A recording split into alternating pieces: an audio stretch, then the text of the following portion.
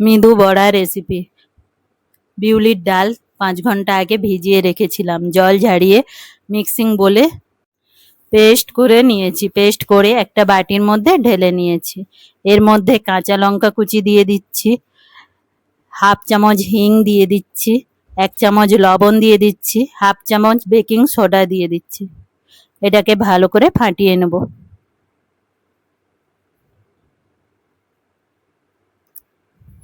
এরপর 2 চামচ চালের গুঁড়ি দিয়ে ফেটিয়ে নেব।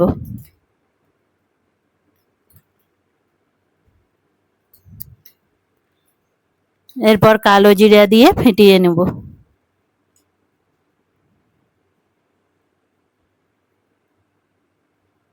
বেশ কিছুক্ষণ ধরে ফেটিয়ে নিলে আঠা আঠা ভাব এসে যাবে। এরপর ছান্তার মধ্যে জল নিয়ে আর হাতে জল নিয়ে বিউলির ডালের পেস্টটা হাতে নিয়ে ছান্তার মধ্যে দিয়ে গর্ত করে নিতে হবে।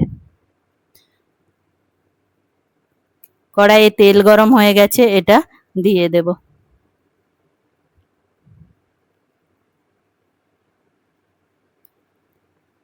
এরপর উল্টে পাল্টে লাল লাল করে ভেজে নেব।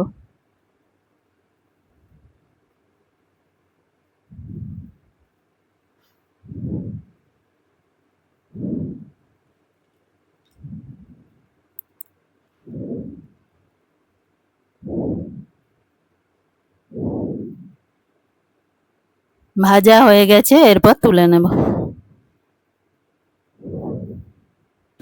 এরপর বাকি ডালটাও একইভাবে ভেজে বাদাম চাটনির সঙ্গে পরিবেশন করে নেব।